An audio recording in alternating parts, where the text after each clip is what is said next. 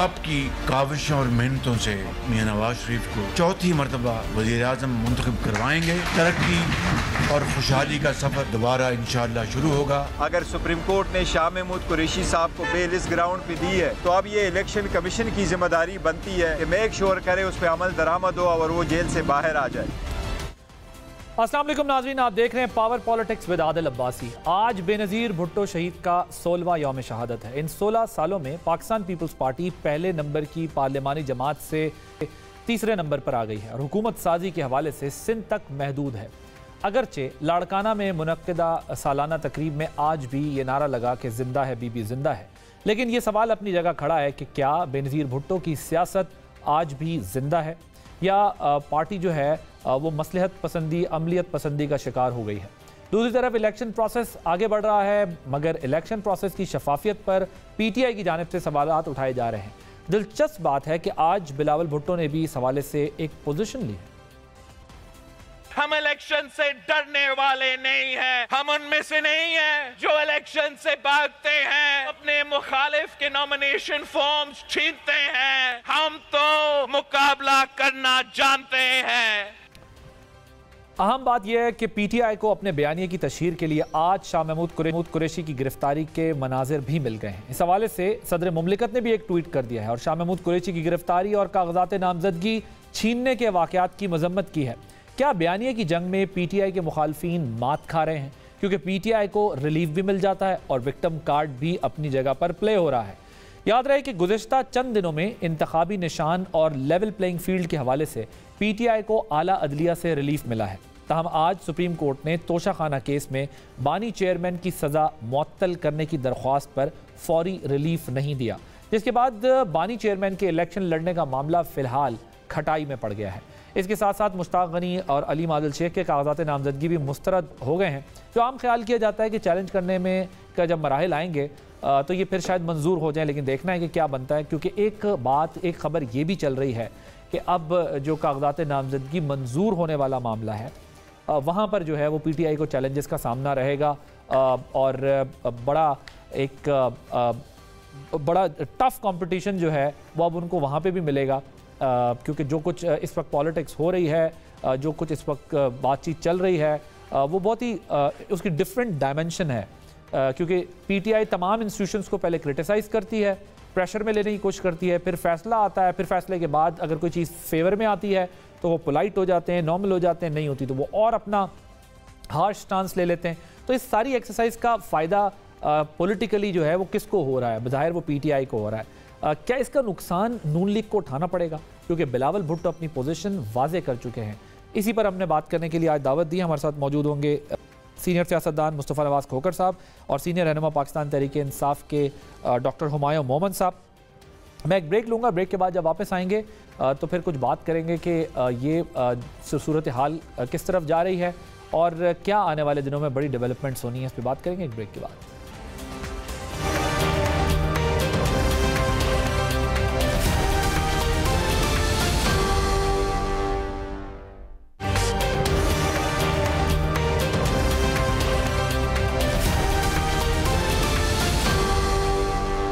Welcome back. Mustafa Nawaz Khokhar साहब, मैं ज़रा आपसे गुफ्तगू का आगाज़ करना चाहूँगा। आज फिर बीबी साहिबा की बरसी मनाई गई और उसमें जो है वो बीबी साहिबा के नज़रिए की बात की गई, पीपल्स पार्टी के नज़रिए की बात की गई। क्या ये नज़रिया सिर्फ सियासत तक या फिर जो इक़्तिदार की सियासत तक महदूद हो गया है, या नहीं ये एग्जिस्ट करता है, या नहीं पीपल्स पार्टी अब अमलियत पसंदी पर आ गई है? उसे समझ आ गई कि ये नज़रिया सिर्फ इलेक्शन लड़ने तक, लोगों को चार्ज करने तक तो ठीक है, लेकिन प्रैक्टिकल पॉलिटिक्स कुछ और है। आप ज़रा बिलावल साहब से क्लोज रहे हैं, मैं इस वजह से भी समझना चाहता हूँ। लेकिन जो मौजूदा हालात हैं आदिल भाई, उसमें बिलावल साहब ख़ुद भी काफ़ी मोतरज़ रहे। जो पावर पॉलिटिक्स की शक्ल पीपल्स पार्टी की सियासत ने इख्तियार कर ली है और रुझान ज़्यादा वहाँ पर हो गया है। उनकी कौमी असम्बली की आखिरी तकरीर भी आपको याद होगी, और अब आज से चंद हफ्ते पहले जो इंटरव्यूज़ दिए गए जरदारी साहब की जानिब से, और फिर बिलावल साहब की जो गुफ्तगू थी उसको उन्होंने थोड़ा सा एक डिफरेंट डायरेक्शन में उसको ले जाने की कोशिश की। तो ये एक फ्रिक्शन तो जमात के अंदर मौजूद है कि जहाँ पर एक पावर पॉलिटिक्स जरदारी साहब की डोमिनेट करती है, और दूसरी तरफ एक तबका है जो इस चीज़ का इजहार करता है कि हमें उन्हीं चीज़ों की तरफ वापस जाना चाहिए जिन चीज़ों की बुनियाद पर शहीद बीबी ने और जुल्फ़िकार अली भुट्टो ने अपनी सियासत की, जिसके अंदर नज़रिए का बहुत बड़ा अमल दखल था। तो आजकल के दौर में तो बस हर जमात में ही, चाहे वो मुस्लिम लीग नून हो चाहे कोई और जमात हो, तो एक रेस लगी हुई है कि कबूलियत का शर्फ हासिल हो जाए।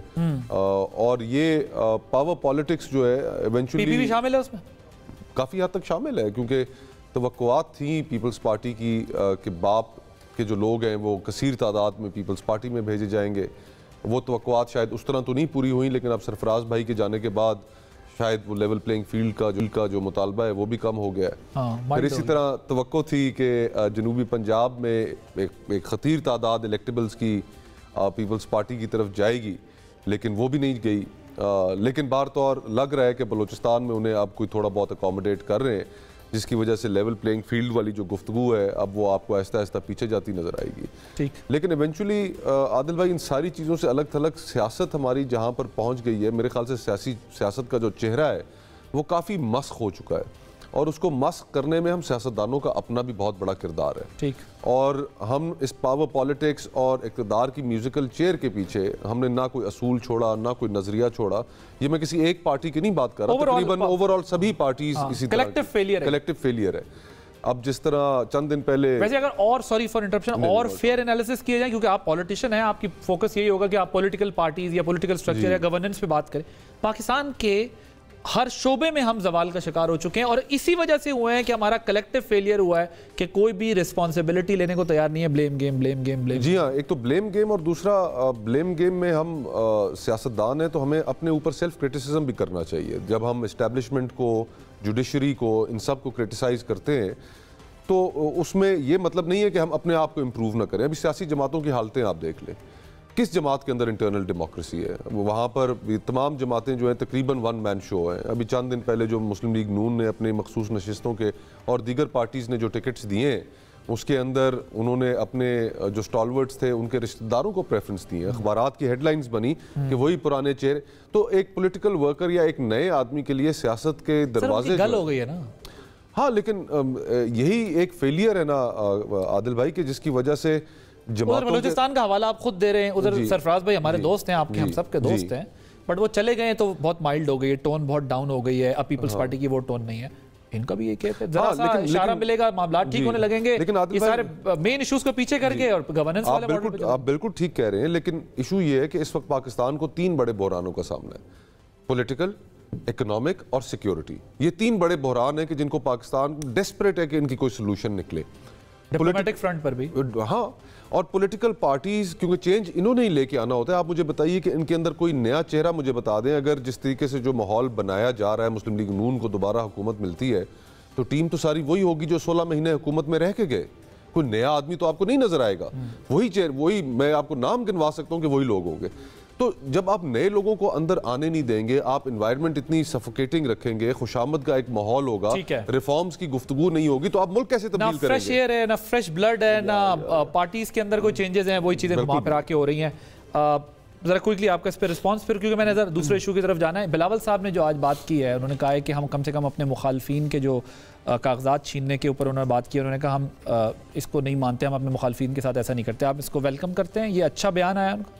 देखिए, इन प्रिंसिपल ये बहुत अच्छा बयान है और इस तरह का हर एक को करना चाहिए। लेकिन मैं ये समझता हूँ कि अब वक्त आ गया कि हम लोग उससे ज़रा आगे जाएं और खाली कहने की हद तक नहीं हो, हम उस पर स्टैंड लें। हम एज अ पॉलिटिकल पार्टी, अगर मैंने पास्ट में कोई गलत काम किया है तो जस्ट बिकॉज के मैंने गलत काम किया है, आप आज के गलत काम को मेरे पुराने गलत काम की वजह से जस्टिफाई ना करें। आप कहें हुमायूं ने बहुत गलत काम किया था, लेकिन आज जो है ना मुर्तज़ा के साथ ये नहीं होना चाहिए। पास्ट हम क्या कर रहे हैं, हम पास्ट को लेकर आ रहे उस गलत, हम ये कर रहे हैं कि यार हिरोशिमा और नागासाकी पे अमेरिका ने बॉम्ब किया था, आज फ़लस्तीन पे कर लो।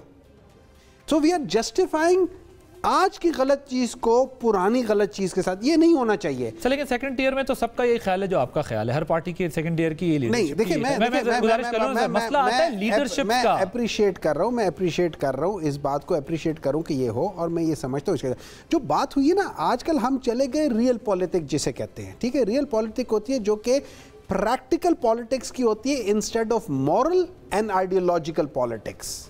वो चीज़ चली जाती है, वो कमर्शियलिज्म या पावर पॉलिटिक्स, जैसे इन्होंने सही नाम दिया कि वो पावर पॉलिटिक्स की तरफ चले जाते हैं। आपने ये नहीं देखना होता क्या सही है क्या गलत होता है, आपने देखना होता है कि मैं कैसे पावर अपने पास ले लूँ। अब इसमें हम सारे पॉलिटिशियंस गलत हैं। मैं उसकी एक मिसाल देता हूँ। एक आई थी जिसको हम बहुत ज़्यादा, जिसका हम बैंड बजाते हैं, वो ये है कि हम लोगों ने चार्टर ऑफ डेमोक्रेसी साइन कर दी। अब सिग्नेचर तो इसमें कोई शक नहीं हो गए थे, लेकिन हमने चार्टर ऑफ डेमोक्रेसी के अंदर जो सबसे मेन शिक है जिसकी वजह से वो बनी थी, वो ये थी कि शिक नंबर 22 है कि हम कभी एस्टैब्लिशमेंट की मदद नहीं लेंगे। आपको पता है कि जिस दिन साइन हुआ, वो तो आपने ब्रेक किया। सुन ले मेरी बात सुन ले।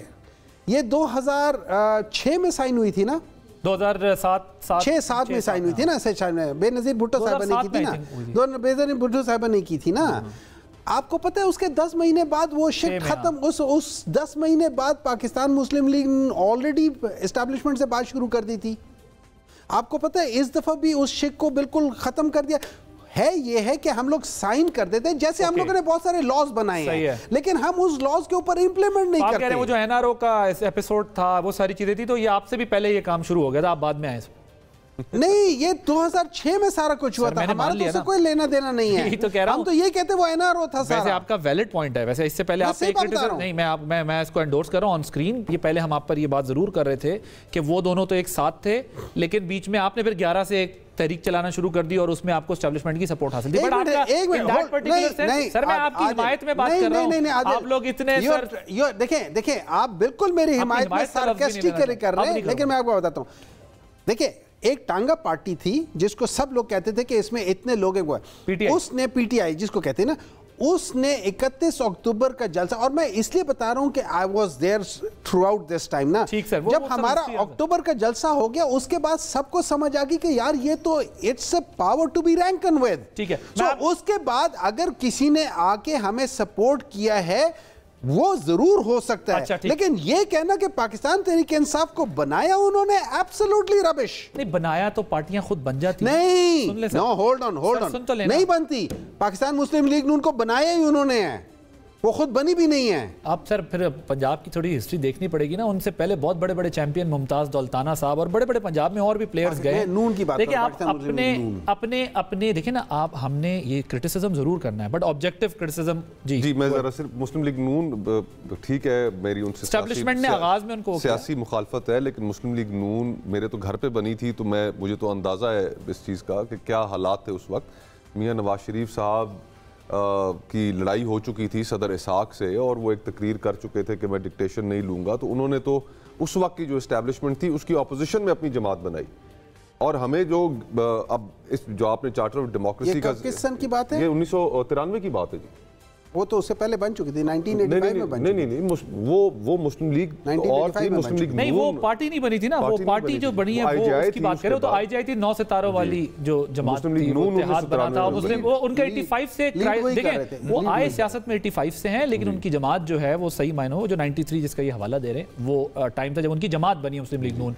लेकिन हम इस बहस में नहीं जाते। देखें, मैं अगेन वही बात है, आपने अच्छा आज वो किया, आपने कहा कि बेसिकली 11 से मत गिने, आप 6-7 से गिने, ठीक है। वो एनआरओ था, अब एनआरओ से वो भी कहते हैं, पीपल्स पार्टी कहती है हम वो ना करते, हम डिक्टेटर को कैसे भेजते, और फिर पीएमएलएन भी वापस नहीं आ सकती थी। ये लंबी बहस है, लेकिन बहरहाल अभी भी अगर हम कहते हैं हमने सीखना है, मुझे तो नहीं लग रहा 2024 में भी कोई इस किस्म की हमारे यहाँ डिबेट है या ऐसा कोई चीज़ है। मैं आपको अभी कहता हूँ ये इलेक्शन होने दें 8 फरवरी का, आप देखेंगे यही सब इत्तेहादी बने हुए होंगे, पावर में होंगे, सब कुछ भूले हुए होंगे, हम मुल्क के वसी तर मफाद में फैसले कर रहे होंगे। और इसी तरह आपकी पार्टी ने भी हर उस बंदे को पार्टी में लिया, हर उसके साथ अलायंस सर नहीं करे ना डॉक्टर साहब। मैं यही कह रहा हूं कि आप लोगों को सुन के तो खुशी होती है, लेकिन जब लीडरशिप्स को सुनते हैं तो अंदाजा होता है कि हमारी यहाँ कोई जमहूरियत नहीं है।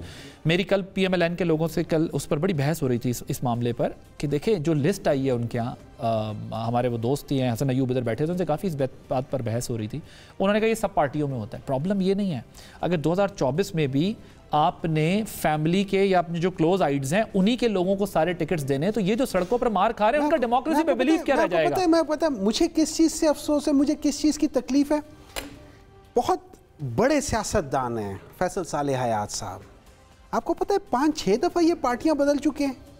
77-79 में पीपल्स पार्टी के साथ थे। ठीक। फिर उसके बाद मैं समझ गया आपका पॉइंट सर, असल में एक चीज मैं आपका पॉइंट समझ गया सर। प्रॉब्लम ये है, प्रॉब्लम ये है नहीं, पाकिस्तान का बेसिक प्रॉब्लम यही है। एक दफा मान लिया, देखिए इनकी पॉलिटिकल आइडियोलॉजी है, नहीं बनी, अकेला खड़ा हो गया ना, मानता हूं इस बंदे को, आइडियोलॉजिकल बंदा है ना, नहीं बनती लीडर के साथ, उसकी आइडियोलॉजी के साथ नहीं जा सकते, इसकी आइडियोलॉजी, खड़ा हो गया अकेला। चलो एक दफा पार्टी बदल ले, मान भी लेते। अच्छी मिसाल दी आपने। मैं आपको नहीं, देखिए मैं अच्छी मिसाल ही दूंगा, मैं आपको गलत मिसाल नहीं दूंगा। दी आपने, लेकिन मैं जो अब चले इशू की तरफ आ जाए, क्योंकि इतना लंबा सब्जेक्ट है कि इसमें हम उलझ जाएंगे, लेकिन मैं उसूली तौर पे आप दोनों से इत्तेफाक करता हूं, मैं आप दोनों से उसूली तौर पर इत्तेफाक करता हूं। ये बात दुरुस्त है कि ये ख्वाहिश भी रखनी चाहिए और इसके लिए कोशिश भी करनी चाहिए, क्योंकि अगेन हम इन पार्टीज का एहतराम जरूर करते हैं, लेकिन पाकिस्तान सबका बराबर है, पाकिस्तान सबके लिए है। ये नहीं हो सकता कि सबने पाकिस्तान का ये अशर भी किया ना, बिल्कुल किया ना सर, जब बराबर है। देखिए मसला ये है, नहीं, हमारा मसला ये सर, हमारा मसला ये है कि तो आज आपसे इत्तेफाक करने की कोशिश कर रहा हूं, वो भी नहीं हो पा रहा। मैं ये कह रहा हूं कि आप ठीक कह रहे हैं कि हमें ऐसा ही पार्टीज और ऐसा ही पाकिस्तान चाहिए जिसमें हम अपने वर्कर को भी, मिडिल क्लास को भी, हर क्लास के बंदे को पार्टीज के अंदर फ्लरिश करता हुआ देखें, ग्रो करता हुआ देखें। अब आगे बढ़ते हैं। एग्जैक्टली। मुस्तफा नवाज खोखर साहब, सुप्रीम कोर्ट ने बानी चेयरमैन की सजा मुअत्तल करने की दरख्वास्त पे फौरी रिलीफ अभी नहीं दिया है, आपको क्या लगता है फिलहाल इस इलेक्शन तक उनका चैप्टर क्लोज है? देखिए, अब सारी निगाहें अदालतों के ऊपर है। दो बड़े केसेस इस वक्त अदालतों के सामने, एक तो पीटीआई का जो बल्ले का निशान है वो इवेंचुअली उन्हें मिल पाता है, नहीं मिल पाता। 9 तारीख को पेशावर हाई कोर्ट में भी केस लगा है और यहाँ पे भी ईसीपी उसके खिलाफ अपील में चला गया है। और दूसरा जो पर्सनल केस है जिसका आप जिक्र कर रहे थे, तो ये मुश्किलात तो मुझे ख़त्म होती हुई नज़र नहीं आ रही। फ्रैंकली आइडियली ऐसा नहीं होना चाहिए, लेकिन अब क्योंकि सूरत हाल ऐसी बन चुकी है, स्पेशली 9 मई के कॉन्टेक्स्ट में, कि जहाँ पर हमें नज़र आ रहा है कि एक ख़ास व्यू के साथ पीटीआई को देखा जा रहा है, तो मुश्किलात तो उनकी ख़त्म नहीं होनी।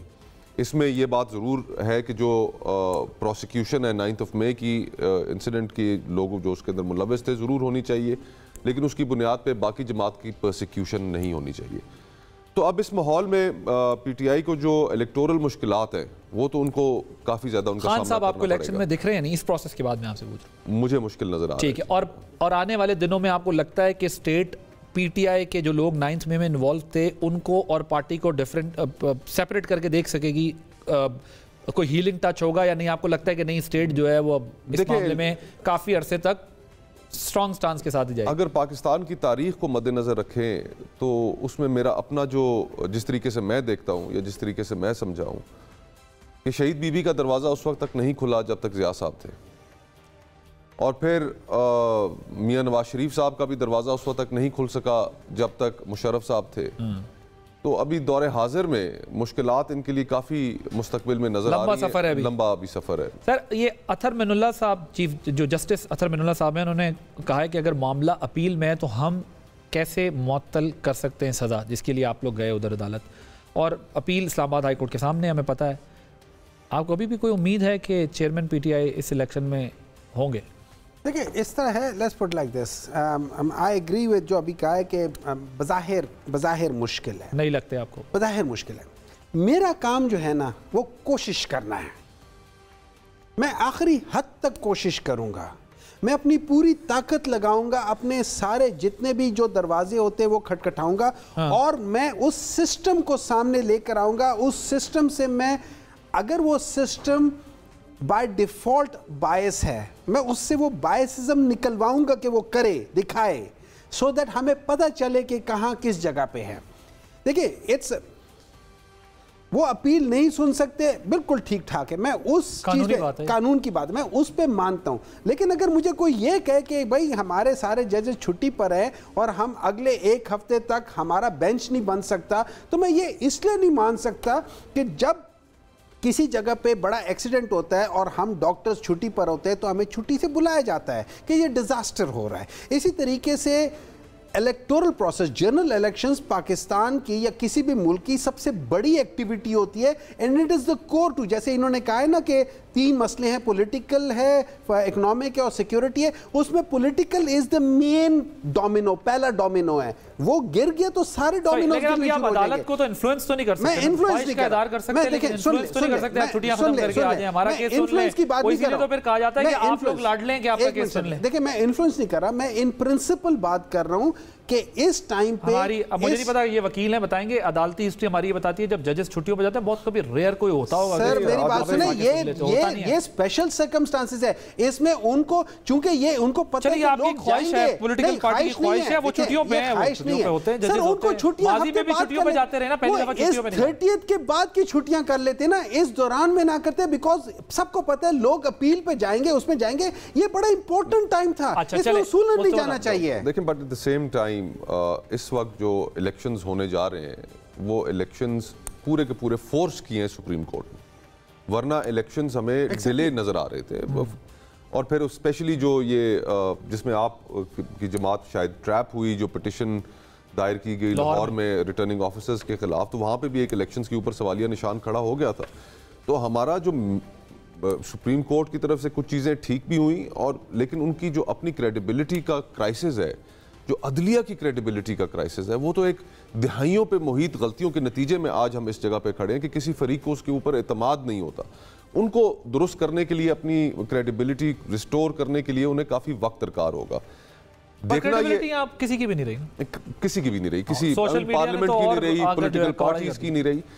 तो अब सवाल ये पैदा होता है कि हम पाकिस्तान को यहाँ से हमने रेस्क्यू कैसे करना है, ये जो तलखियाँ पैदा हो गई हैं इनको ख़त्म कैसे करना है, जिन रिफॉर्म्स की पाकिस्तान को ज़रूरत है उन रिफॉर्म्स को कैसे करना है। अब सिर्फ अगर आप अदलिया को उठा लें, आप चंद दिन पहले वो सर्वे आया ट्रांसपेरेंसी इंटरनेशनल का, जिसके मुताबिक पाकिस्तान में सबसे ज़्यादा जो करप्शन है वो पहले नंबर पर पुलिस में है और दूसरे नंबर में अदलिया में है।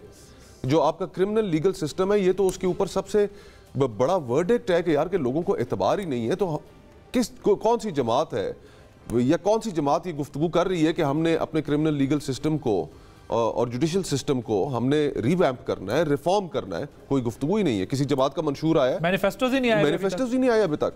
शेड्यूल आ चुका है, कागजात नामजदगी जमा हो गए, लोग कैंपेन में उतरे में, और मैनिफेस्टोज ही मौजूद नहीं है।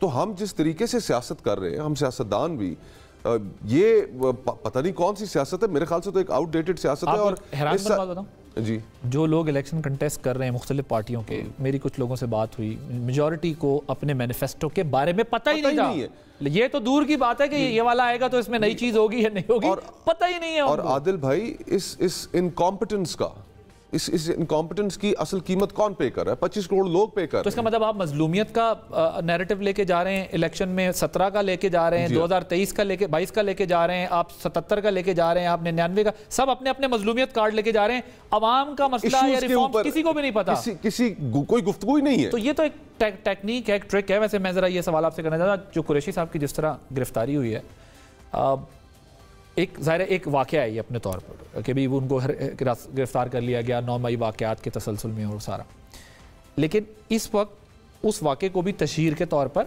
आप लोगों की तरफ से भी इस्तेमाल किया जा रहा है, और गुज़िश्ता दौर में भी मुखालफिन जो है, आप लोग उनके साथ भी ये कुछ करते रहे और वो भी उसको पॉलिटिकल माइलेज के लिए इस्तेमाल करते रहे।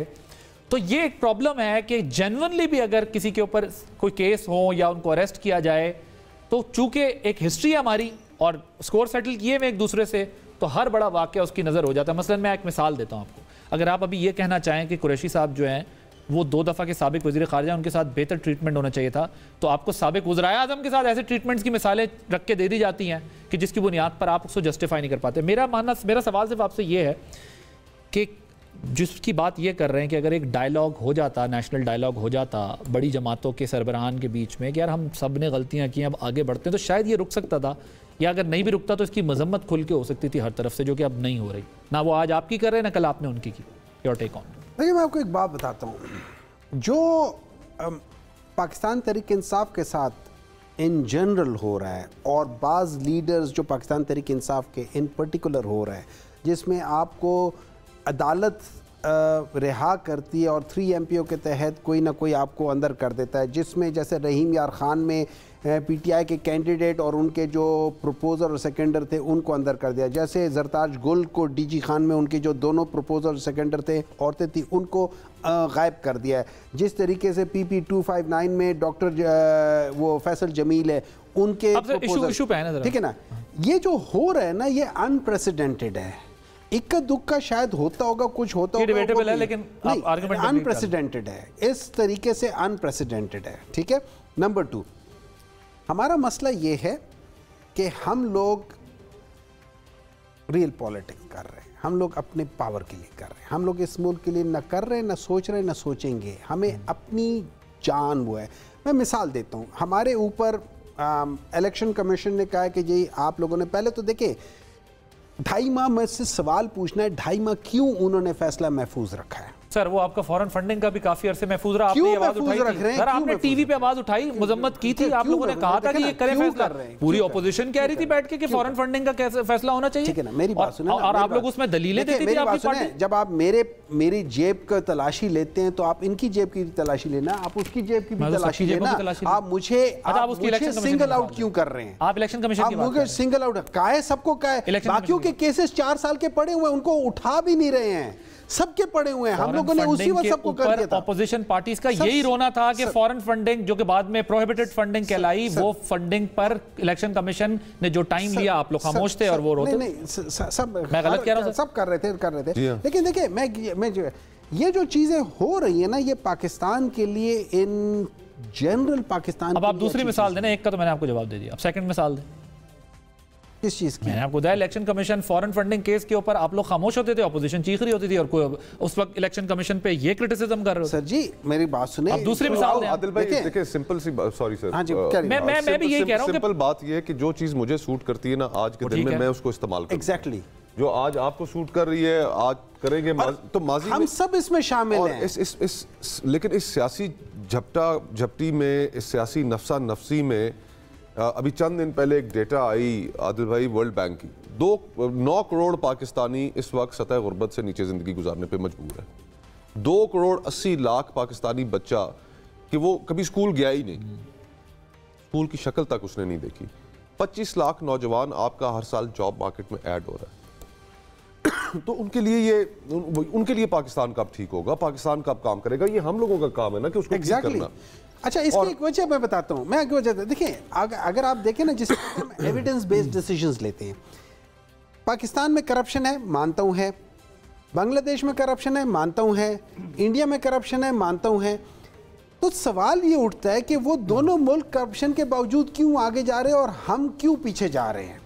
उसकी सिंपल मिसाल है कि वहाँ पे जो डेमोक्रेसी का पौधा है ना, उसको कोई हर 1-2 साल बाद उखाड़ के देखते नहीं है कि इसने जड़ पकड़ी है कि नहीं पकड़ी और दोबारा लगा। लेकिन उसमें एक और मसला भी है ना, वो जब उखाड़ के देखते तो दीगर जमातें भी उनके साथ जो है कहती है इसको उखाड़ना नहीं, इधर जमातें आके खड़ी होती है, सर जी तुसी उखाड़ क्यों नहीं रहे हो, 3 साल हो गए। मैंने एग्जैक्टली यही शुरू में कहा था कि अभी टाइम आ गया है कि हम सारी पॉलिटिकल लीडरशिप्स, मैं अपनी जमातों की बात करूं, political leadership should start taking stand. मैं ये समझता हूं दिस इज द टाइम कि आप लोग आके कहो कि आज के बाद ये नहीं होगा। ठीक है, हम लोग आपस में कर लें कि भाई हमारी, देखिए अपने हम लोगों का मसला यही है, हम एक दूसरे के साथ डिसएग्री करेंगे, लेकिन नॉट टू द एक्सटेंट कि हम डेमोक्रेसी को खराब कर लें। हमारा तीनों का तो बहुत सारी बातों पे एग्रीमेंट था, बहुत सारी चीजों पर हमने एग्री किया है कि इस तरह होना चाहिए। सदर मुमलिकत ने ट्वीट किया शाह महमूद कुरैशी साहब के मामले के ऊपर। एक तो ज़ाहिर है सदर मुमलिकत की, ज़ाहिर है पार्टी तो उनकी है, वो जो कुछ भी है अपनी पोजीशन है, उसका जो इंटरनेशनल इम्पैक्ट होता है वो हम अच्छे तरीके से समझते हैं। प्रेसिडेंट की ट्वीट पाकिस्तान की पूरी दुनिया खोल के देखती है, डिप्लोमेटिक कम्युनिटीज़ शेयर करती हैं, वो भेजते हैं जी आज सदर मुमलिकत नहीं बात। क्या इम्पैक्ट जा रहा होगा और ये कैसी स्ट्रेटजी है, मुझे तो नहीं समझ आ रहा। वो उन पे केस बनता है, अदालत उन्हें रिलीफ देती है, उन्हें विक्टिम कार्ड भी मिलता है इलेक्शन के। आप तो खुद इलेक्शन लड़ रहे हैं, आपको पता है इस विक्टिम कार्ड का किस स्पीड से इन्हें फायदा हो रहा है, अगर ये जलसे भी करे तो वो फायदा ना हो इनको। सो विक्टिम कार्ड भी उनका जबरदस्त जा रहा है, उन्हें रिलीफ भी मिल रहा है अदालत से, इलेक्शन कैंपेन भी हो रही है, सदर मुमलिकत भी ट्वीट करके बता रहे हैं कि जी ये गलत हो रहा है। क्या पाकिस्तान का इमेज जा रहा है, क्या मैसेज जा रहा है? इमेज के बारे में तो हम माशाल्लाह हमने कभी परवाह ही नहीं की, और हमारा इशू ही नहीं है, हमारा इशू ही नहीं है। और आज नतीजतन कि आप दुनिया के किसी भी मुल्क में जब जाते हैं, इमिग्रेशन काउंटर पे अपना सबज पासपोर्ट रखते हैं, तो अगले इमिग्रेशन ऑफिसर के चेहरे के जो तासुरात होते हैं वहीं से आपको अंदाज़ा हो जाता है कि आपकी क्या हैसियत है। तो दुनिया में बदतरीन रेपुटेशन वाले पासपोर्ट्स, उसमें हमारा हरकतें हमारी ठीक हैं नहीं। तो अब हर तरफ अब मॉरल डिके भी है हमारी सोसाइटी में ये, और जहाँ पे पॉलिटिकल डिके है वहाँ पे आपको इंसाफ का डिके नज़र आ रहा है। होना तो ये चाहिए कि इस तरह के वाक़यात हो ही ना कि जो इस तरीके से कोई उनके साथ खेल सके। अभी चंद रोज़ पहले जो विजुअल्स इस्लामाबाद में प्रोटेस्टर्स के साथ निकले, वो भी कोई अच्छे विजुअल्स नहीं थे पूरी दुनिया में अब उसके ऊपर। लेकिन अब जहाँ तक दुनिया के लेक्चर्स का ताल्लुक है ह्यूमन राइट्स के हवाले से, तो वो तो एटलीस्ट आफ्टर जो गाजा के अंदर हो रहा है, जो पैलेस्टाइन के अंदर हो रहा है, तो मैं ये समझता हूँ कि भी नहीं बनता, कि उनका भी नहीं बनता। अब ये बात सर 30 सेकंड्स कंक्लूड करना।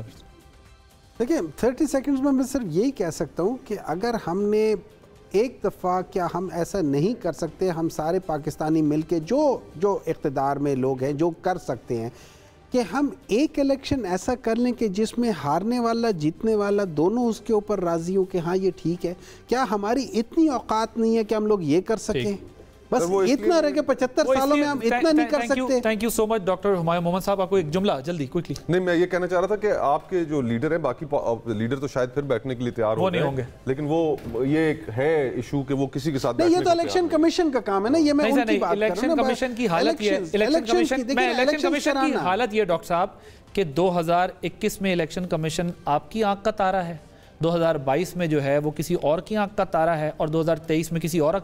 इलेक्शन कमीशन एक की साइड ले, दूसरा नाराज, दूसरे की साइड ले या तो नहीं। साइड से मुराद ये, आप मेरे 2 इलेक्शन लड़ रहे हैं ना, आप अगर हारेंगे तो आपने इनको ब्लेम करना है, आप जीतेंगे तो इन्होंने आपको ब्लेम करना है। पूरी दुनिया में लोग हार जीत होती है, आपको ये फैसला करना पड़ेगा कि या इलेक्शन कमीशन को मानना है या उसको सिरे से नहीं मानना। नहीं, मसला ये है कि साइड लेना होता है। मसला ये है, मसला ये अगर मैं जीतूंगा तो इलेक्शन कमीशन फेयर है, केयरटेकर गवर्नमेंट भी मैं हारूंगा तो इलेक्शन कमीशन फेयर नहीं है, बिकॉज़ हमारी हिस्ट्री है साइड टेक करने की। History. I have to conclude this segment here. Thank you so much doctor Humayun Mohammad साहब, मुस्तफा नवाज खोखर साहब। एक ब्रेक लेके बाद जब वापस आएंगे तो डॉक्टर आसिफ किरमानी PMLN से हमारे साथ मौजूद होंगे आफ्टर दिस ब्रेक।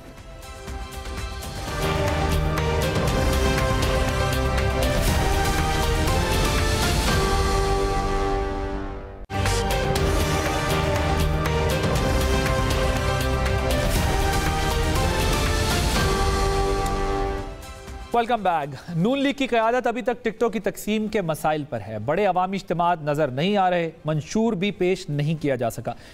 इस दौरान गुज़िश्ता रोज़ इरफान सिद्दीकी साहब ने बयान दिया कि नवाज शरीफ अभी तक वज़ारत उज़्मा के उम्मीदवार नहीं और ना ही उन्होंने ख्वाहिश का इजहार किया है। दिलचस्प बात है कि आज ही शहबाज शरीफ साहब ने कहा कि नवाज शरीफ साहब चौथी बार भी वज़ीर आज़म बनेंगे। क्या वजह है कि नून लीग ने अभी तक बाज़ाब्ता तौर पर नवाज शरीफ को वज़ारत उज़्मा का उम्मीदवार डिक्लेयर नहीं किया? इस पर और कुछ दीगर मामलात पर हम बात करेंगे। बिलावल भुट्टो साहब ने भी कहा है कि हम अपने मुखालफीन के जो है वो कागजात नहीं छीनते, हम ऐसी पॉलिटिक्स जो है वो नहीं करते। इन तमाम मामलात पर बात करने के लिए मेरे साथ मौजूद हैं सेनेटर आसिफ साहब, सीनियर रहनुमा हैं पाकिस्तान मुस्लिम लीग नवाज के। किरमानी साहब, thank you very much for giving your precious time. ज़रा मुझे ये बताइएगा, इरफान सिद्दीकी साहब की बात का क्या मतलब लिया जाए? क्या अभी तक ये फैसला नहीं हुआ है? क्यों है इतना इबाहम? और ये डिक्लेयर क्यों नहीं किया जा रहा कि मियाँ साहब चौथी बार वज़ीर आज़म होंगे? क्या इंतखाबी नताइज वजह है या कुछ और? बिस्मिल्लाहिर्रहमानिर्रहीम। शुक्रिया आदिल साहब। देखिए, ये हमेशा पार्टी की एक स्टेटेड पॉलिसी रही है और हमेशा हमने यही कहा है कि अगर मुस्लिम लीग नून को अवाम खिदमत का मौका देते हैं और वो गवर्नमेंट फॉर्मेशन की पोजीशन में आती है तो हमारे वज़ीर आज़म नवाज शरीफ साहब होंगे। लेकिन जहाँ तक इरफान साहब की बात आपने कही, वो दुरुस्त फरमा रहे हैं कि मियाँ साहब की अपनी कोई ख्वाहिश नहीं, उन्होंने कोई ख्वाहिश का इजहार नहीं किया। लेकिन पार्टी की ये ख्वाहिश है कि अगर हमें अल्लाह ताला ये इक़्तिदार की अमानत सौंपता है तो फिर पार्टी का ये फैसला होगा। पार्टी ये चाहेगी, पार्टी की ये ख्वाहिश है कि नवाज शरीफ साहब भी चौथी मरतबा वज़ीर आज़म बने चाहिए। अच्छा, अब अगर कोलिशन गवर्नमेंट बनती है तो तब भी नवाज शरीफ साहब ही होंगे वज़ीर आज़म? देखिए, ये अभी बड़ा कबल अज़ वक्त है कहना, क्योंकि एक मफरूजा है जिस पर आप बात अगर करना चाहते हैं तो मैं उस पर जवाब दे सकता हूँ मफरूजे की बुनियाद मफरूजे पे कर लें कि अगर तो कोई ऐसी सूरत हाल बनती है जो मुझे बज़ाहिर नजर नहीं आ रही, उसकी वजह यह है कि मेरी ख्वाहिश है कोई भी जमात हो, चाहे वो PMLN है, चाहे पीपल्स पार्टी है, चाहे कोई भी जमात हो, उसको कम से कम इतनी मेजॉरिटी उसकी होनी चाहिए कि वो कल को जो अवाम के रियल इश्यूज हैं उनको एड्रेस कर सके। महंगाई, गुर्बत, बेरोजगारी, आपका यूथ है जो जॉबलेस फिर रहे डिग्रियां ले लेके, बिजली के महंगे बिल हैं, लोगों के चूल्हे बुझ रहे हैं, these are the real issues. ये उसी सूरत मुमकिन है कि अवाम अगर एक क्लियर कट मैंडेट दें किसी एक जमात को। In case of some coalition government फिर देखिए उसमें फिर मैं समझता हूं कि जो कोलिशन गवर्नमेंट्स होती हैं वो बैसाखियों के सहारे खड़ी हुकूमत होती है। उसको कभी कोई एक तरफ अपनी तरफ पार्टी खींच रही होती है कोलिशन में, कोई दूसरी तरफ खींच रही होती है, कोई किसी की कोई डिमांड उसमें लगता है कि फिर मियां साहब शायद ना हो, अगर ऐसा होता है तो मियां साहब प्राइम मिनिस्टर ना हो, कोई और हो PMLN। उसमें ये नहीं मुझे पता क्या हो, मेरी ये ख्वाहिश होगी, मेरी ये ख्वाहिश कि अगर खुदा ना खास्ता कोई इस किस्म की वीक कोलिशन बनती है तो फिर नवाज शरीफ साहब को उसकी क़यादत नहीं करनी चाहिए, क्योंकि नवाज शरीफ साहब का तो एक ट्रेडमार्क है ठीक कि उन्होंने जब भी आए हैं उन्होंने पाकिस्तान की इकोनॉमी को मजबूत किया है। तो जब सर मैं जरा आपकी मौजूदगी से फायदा उठाते हुए 2-3 चीजें और भी इंपॉर्टेंट आपसे डिस्कस करना चाह रहा हूं। ये मैं आपका पॉइंट समझ गया कि आपने कहा कि हमारी ये ख्वाहिश है कि वो फिर ना हो। अब मुझे सर ये बताइएगा कि ये मेरी ये जाती ख्वाहिश है, मेरी अच्छा आपकी सुनते तो हैं मियां साहब, मशवरा देंगे आप उनको फिर, इसका मतलब कि आप ऐसा ना करें? अगर मुझसे कोई पूछेगा तो जरूर दूंगा, अब बगैर पूछे तो मैंने आपके चैनल पे दे ही दिया। ठीक है। अच्छा किरमानी साहब, मैं आपको सुन रहा था, आपने बहुत बेहतर बात की, बड़ी साहिब बात की। ये जो रिजर्व सीट्स वाला मामला है इस पे आपने कहा कि मेरी ज़ाती राय है कि ऐसा नहीं होना चाहिए था और जो पार्टी के वर्कर्स हैं या लॉयलिस्ट हैं उनको अकोमोडेट करना चाहिए था। लेकिन ये जो जिस तरह की लिस्ट आई है, मीडिया के क्रिटिसिज्म को हटा भी दें, लेकिन पार्टी के अंदर भी तो कोई सेंटिमेंट होंगे वर्कर्स के, जो आपकी और आपके साथ लोग लॉयलिस्ट अटैच्ड हैं उनके, कि ये जब इस तरह की लिस्ट आती है और ज़्यादातर फैमिली से ही रिजर्व सीट्स पे ले लिया जाता है, तो पार्टी मजबूत होती है, कमज़ोर होती है इन चीज़ों से? पहले तो मैं जरा थोड़ी आदिल भाई तस्हीह कर दूं, मैंने ये रिजर्व सीट्स के हवाले से बात नहीं की। मैंने एक जनरल मुकदमा अपना पेश किया था कि किसी किस्म की भी सीट एडजस्टमेंट या किसी जमात के साथ इलेक्शन से पहले मैं किसी किस्म की उसके हक में नहीं हूं कि उससे जो आपका सीट एडजस्टमेंट करते हैं आप किसी दूसरी जमात से, तो उससे आपके वर्कर की हक तलफी होती। मैंने ये रिजर्व सीट्स पे सर, अब आ जाइए आप जी, रिजर्व सीट्स पे आपकी क्या पोजीशन है? मैं वर्ड्स करता हूँ। देखिए रिजर्व सीट पे जहां तक बात है, इसमें आप देखिए मुस्लिम लीग नून पर मुख्तलिफ अदवार आए। अगर ज्यादा दूर ना जाएं तो आप चलें मुशर्रफ दौर से शुरू कर लें और उससे आगे लेते आए, तो आप देखिए कि और खुसूसन जो पिछले 5 साल में, मैं तो उसको फिस्तायत का दौर कहूंगा, किसी को अच्छा लगे बुरा लगे, जो PTI की गवर्नमेंट का दौर था, कि उसमें आप देखिए कि बहुत दबाव था, बहुत कोशिशें भी हुई मुस्लिम लीग नून को तोड़ने की, जोड़ तोड़ की, लेकिन मुस्लिम लीगी जो थे, नून लीग के जो लोग थे, वो नवाज शरीफ के साथ मुत्तहिद डट कर खड़े रहे। ठीक है जी, इसलिए ये जो टिकटें भी तकसीम की गई हैं, इसमें वही लोग हैं जिन्होंने मुश्किल वक्त में, आड़े वक्त में पार्टी को नहीं छोड़ा, जिनको पर दबाव भी था, जिनको तरह तरह के लालच भी दिए गए होंगे। तो उसमें पुराने लोग भी हैं, कुछ नए लोग भी हैं, लेकिन मैं समझता हूं कि ये इसमें ज्यादा जो शोर मैं देख रहा हूं वो सोशल मीडिया पर ही है। 1-2 लोगों के बारे में ज्यादा बात की जा रही है। बाकी मैं समझता हूं कि जिन लोगों को भी टिकट्स दी गई हैं वो लोग पार्टी के लॉयल वफादार थे और बुरे वक्त में भी वो पार्टी के साथ। Towards the very and, just 1 minute, because मेरे पास टाइम थोड़ा सा शॉर्ट है, मुझे जरा ये बताइएगा, ये जो बिलावल साहब ने कहा है कागजात छीनने वाली बात, ये तो बराह रास्त PMLN पे ही इल्ज़ाम लगाया, उन्होंने कहा हम अपने मुखालफिन के कागजात नहीं छीनते, तो क्या रिस्पॉन्ड करेंगे आप? देखिए ये एक तो प्रोपेगेंडा मुझे अब लगता है, ये सियासत में ऐसी बातें होती हैं। क्या ये मुस्लिम लीग नून इंतजामिया का हिस्सा है जो छीने हैं? और जिनसे छीने गए हैं, 2 चंद वाकयात हुए हैं, उसको भी बढ़ा चढ़ा कर बयान किया गया। उन्होंने ये नहीं फिर बताया कि जब जिन छीने गए उनसे कागज जिसने, उनकी निशानदही करते, उनके खिलाफ FIR कराते, उनके खिलाफ अदालतों में जाते। ये पॉलिटिकल गिमिक्स हैं, ये एक दो चंद के वाकयात हुए। हालांकि जो लोग ये दावा कर रहे हैं खुद कागजात छीने जाने का, नॉमिनेशन पेपर जो जमा कराने की तादाद है सबसे ज्यादा है। और फिर ये निगरान हुकूमत का, फिर ये बिलावल साहब आप लोगों पे क्यों डाल रहे हैं सर, सियासी मुखालफिन में? बिलावल साहब की मर्जी, बादशाह आदमी है, वो आगे और क्या डाल देंगे। हालांकि वो एक जमाना था, बहुत दूर की बात नहीं, अभी पीडीएम की हुकूमत में वो तो कहते थे कि जी काश शहबाज स्पीड जो है हमें कराची एक तरफ, तो वो ये कहते थे। अब पता नहीं उन्होंने अपना इरादा तब्दील कर लिया, I don't know. Thank you so much. Senator Asif साहब हमारे साथ मौजूद थे। एक ब्रेक लेंगे, ब्रेक के बाद जब वापस आएंगे तो हमारे साथ रेहाना इम्तियाज़ डार साहिबा मौजूद होंगी। उस्मान डार साहब की वालदा हैं, वो कंटेस्ट कर रही हैं ख्वाजा आसिफ साहब के खिलाफ इलेक्शन, उनसे बात होगी एक ब्रेक के बाद।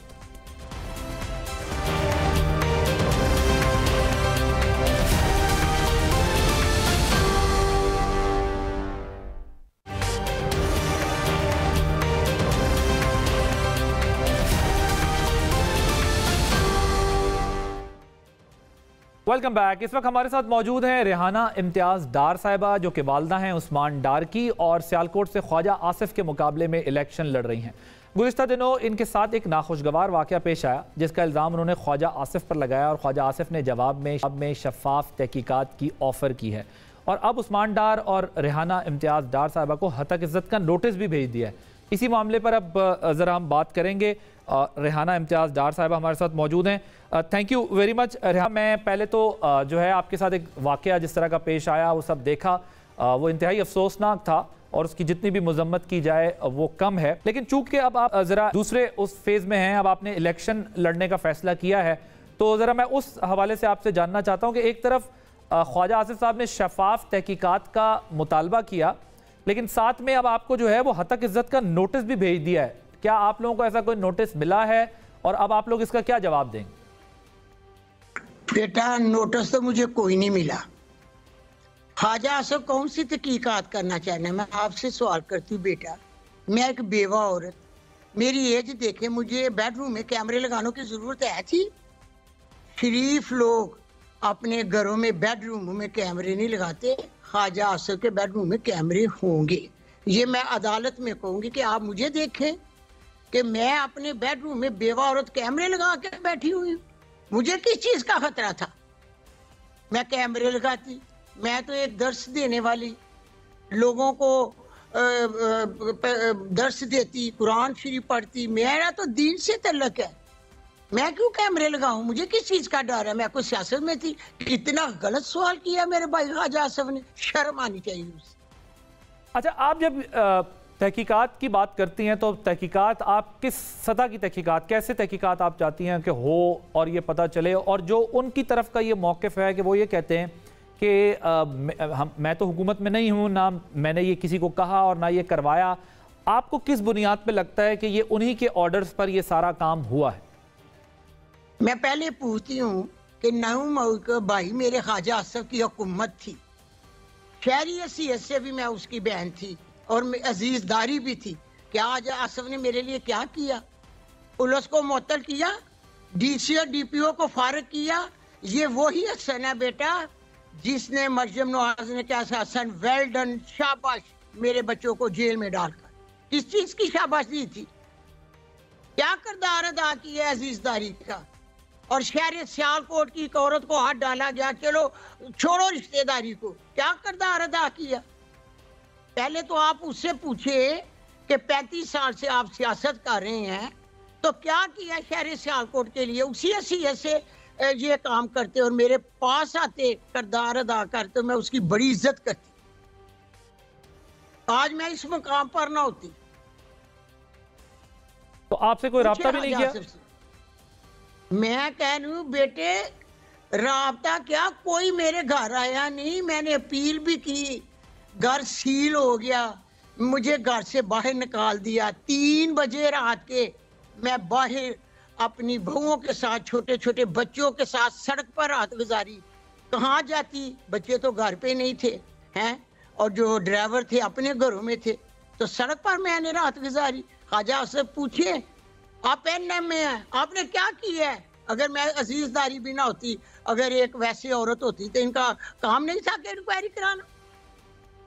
पूछे। अच्छा, आपके बारे में ये कहा जाता है आपको तो सियासत में बिल्कुल दिलचस्पी नहीं थी और आप तो बहुत ज़्यादा इस सारे मामले से दूर रहती थी और बहुत ज़्यादा आपने सारे अरसे में कोशिश की है कि सियासत वाले मामले से ख़ुद को अलहदा रखें। आपको क्यों ये महसूस हुआ कि अब आपको सियासत में ही आकर जो है वो इस तमाम मामले का बदला लेना है? और दूसरी चीज़ ये कि क्या आपको जी बात सुने बेटा, 25 साल में मेरा खानदान सियासत में, मैंने सियासत देखी है। मेरे मियाँ तहसील नाज़म आज़ाद उम्मीदवार सियालकोट से जीत गए थे। उस्मान डार 2 दफा जीती हुई सीट आप अपने दिल पर हाथ रख के आज मुझे जवाब दें। मशहूर ज़माना एक काल आने पर मेरे बेटे की जीत को हार में नहीं बदला गया। शहर सियालकोट नहीं जानता इस चीज का हाजा से पहले मुझे जवाब दें। ये गलत है बेटा, अगर ये सच है ना तो आप उम्मीद रखें कि मेरी सारी बातें सच होंगी। मैं दर्श देती हूँ सच्चाई का कुरान के साथ। मैंने पढ़ा, रिसर्च किया, 40 साल मुझे दीन के रास्ते में हुई। मेरे पहले सर से चादर उठा ली गई, फिर मेरे गिरेबान हाथ डाला गया और ये अवाम को गुमराह करने के लिए कह रहा है कि मैंने ये काम नहीं किया। जब पुलिस वाले बेटा मेरे घर आए, जो इलेक्शन से पहले की बात है, तो दरवाजे पे बाहर खड़े मैं पूछ रही थी क्या करने आए हो बेटा? आईडियो में भी मेरा बयान है, किसको मिलना है? दरवाजा खोलने, दरवाजा खोलने, तो ताकि दरवाजा तोड़ना शुरू कर दिया। अच्छा, तो अब आप क्या 2 हलकों से इलेक्शन लड़ रही हैं? और अगर लड़ रही हैं तो क्या दोनों में आपके कागजात नामजदगी मंजूर हो गए? वो तो मैं देखती हूँ मंजूर हो जाएंगे इंशाल्लाह ताला। मुझे उम्मीद है और पार्टी से मुझे उम्मीद है कि मुझे टिकट मिलेगी। मगर बात ये है कि मैं हाजी आसिफ से पूछती हूँ कि वो पुलिस क्या करने आई थी? मेरे घर में बेचकर दहशतगर्दी करवा के तो मेरे गिरेबान को हाथ डाल के फायदा किसको है? शहर सियालकोट को किसको फायदा है? कौन शख्स है वो? क्यों मेरे गिरेबान में हाथ डाला गया जब मैं सियासत में नहीं थी? क्यों? कि मेरे कागज जमा ना हो। पुलिस फेंक दी गई बेटा, कसम उस खुदा की, चारों तरफ पुलिस, छोटी छोटी गलियां, मेरे पूरे इलाके को घेरे में, और घर के आगे बैरियर लगा दिया ना। मैं आपके घर के मामले में जो कुछ किया गया वो तो उसकी जितनी भी मजम्मत की जाए वो कम है, वो अफसोसनाक है। नहीं तो पूछो ना, ये कह रहा कि बेटा तुम खुद अंदाजा लगाओ क्या किसे फायदा है मुझे धमकाने के लिए, मुझे डराने के लिए? मैं नहीं डरती, इसलिए मैं डरती बेटा। आपको पार्टी ने टिकट कंफर्म कर दिया? मुझे उम्मीद है इंशाल्लाह ताला कंफर्म होगी। ठीक है। और आपके कागजात नामजदगी का आपको भी नहीं पता चला कि वो मंजूर हो गए या नहीं हुए? नहीं, वो कागजात पहले तो इन्होंने बड़ी कोशिश की थी, मैंने बताया कि कागजात जमा ना हो, पर जमा मेरे कागजात हो गए थे। उन्होंने आपको अब हितक इज्जत का दावा कर दिया है। वो कहते हैं कि ये मुझे नुकसान पहुंचाने, मेरी सियासत को। अब आप लोगों का क्या इसके ऊपर मौक़िफ़ होगा या आप क्या पोजीशन लेंगे, क्या करेंगे अब आप लोग? मुझे बुलाएं अदालत में। ख्वाजा आसिफ को पैसे का होगा, गैरतमंद बेटों की मैं मां हूं, क्यों हाथ डाला गया? मैं पाकिस्तानी इज्जतदार खतून, घर की 4 दीवारी की जीनत। इसी तरह मेरे सवाल ख्वाजा आसिफ से अदालत में होंगे। आपको पैसे प्यार है कि आप इज्जत का दावा कर रहे हैं? मैं भी मां हूं। मेरे नबी पाक सल्लल्लाहु अलैहि वसल्लम ने औरत को अव्वल-दीन दर्जा दिया। कौन सा कानून है? दरवाजा खिलाएं और दरवाजे तोड़ दें और शरीफ औरत, बेवा औरत के सर से चादर उतार दे। मुझे इज्जत प्यारी है, पैसा नहीं। मैं लानत भेजती हूँ पैसे को। बहुत बहुत शुक्रिया रेहाना इम्तियाज़ साहिबा। वालदा उस्मान डार हमारे साथ मौजूद थी जो कि इंतखाब लड़ रही हैं ख्वाजा आसिफ साहब के मुकाबले में, और उनका कहना यह है कि जो ज़्यादती हमारे साथ की गई है उसकी बुनियाद पर उन्होंने फ़ैसला किया है कि वो ख्वाजा आसिफ साहब से मुकाबला करेंगी इंतखाब में। प्रोग्राम आपने देखा नाज़रीन, आदिल अब्बास को इजाज़त दीजिए। अल्लाह हाफ़िज़।